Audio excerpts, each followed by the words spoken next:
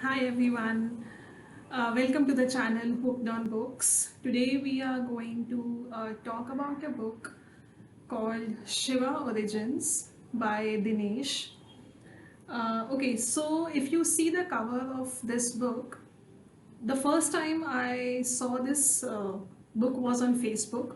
One of my friends tagged me to a post and said that it's something called as Shiva Origins is coming up.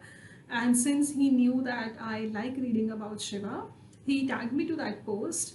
I think I was one of those few people who pre ordered this book on Amazon. And frankly speaking, since it was a new author and I wasn't very sure of what this book has or what will be the quality of the story and what does it talk about, but surprisingly, this was an awesome book. Okay, this is a 200-page book and we will talk about it in detail. So the name is Shiva Origins, the son of Ganga. The first thing is that this is the first book in a two-part series of Shiva Origins. The author does not mean to say that Shiva is the son of Ganga. No, the first part is actually called the son of Ganga. The series is called Shiva Origins. Okay. Now, this is a book which talks about a lot of things, and again, it is based on the Indian religion and Indian culture and Indian mythology. So, the story starts with a college student who is very interested in exploring the Indian temples and exploring our Indian mythology and understanding uh, what our ancient texts actually have or ancient places actually have. So he somehow lands into Tamil Nadu, a place near Madurai, and he goes into these Sathuragiri hills with couple of his friends, and he lands into a cave. Okay, now in these caves he tries to find some clues because he thinks that there is something hidden in those caves. Now, when it comes to the caves, because of that college students' knowledge about Lord Shiva, knowledge about yoga, and knowledge about our Indian texts and Indian mythology, he is actually able to find those clues and proceed ahead step by step and actually reach a place in the caves where there is a large statue of Lord Shiva and he has something in his placed in his hands.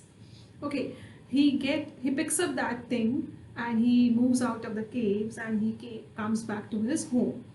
Now, one night, what happens while he's sleeping?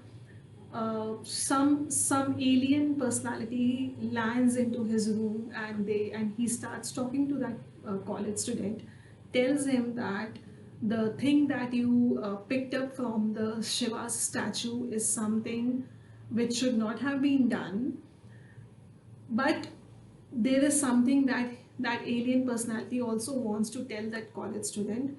So the name of the college student is Abhay. I'm sorry I did not talk about that earlier. So he tells Abhay the story of a person called Ghora.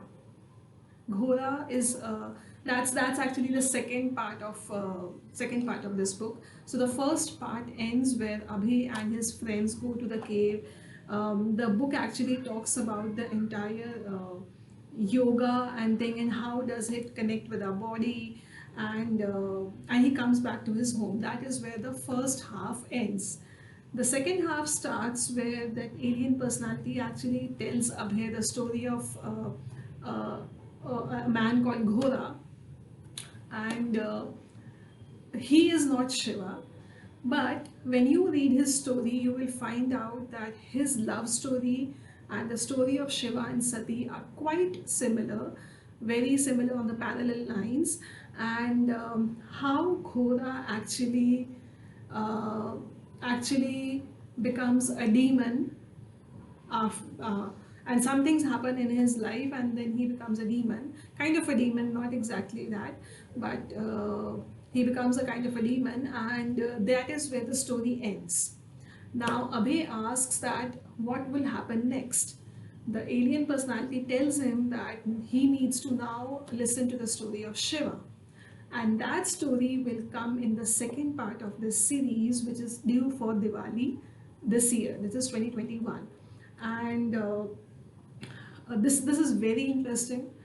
I was able to complete this book entirely, I think, in one sitting.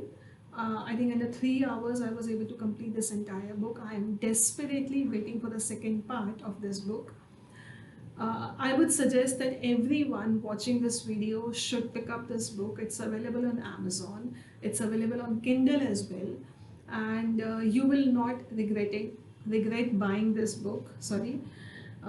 Also, the author Dinesh is present on Instagram. He is very active on Instagram. If you have any comments, any suggestions, any pictures you want to post, please tag him. He is very active there. He talks to the readers, and he also posts his opinion about Shiva, about yoga, about ancient cultures, about ancient texts of India. And I think you will really love talking to him as well. So that is all I have to say about this book. So happy reading. Thank you.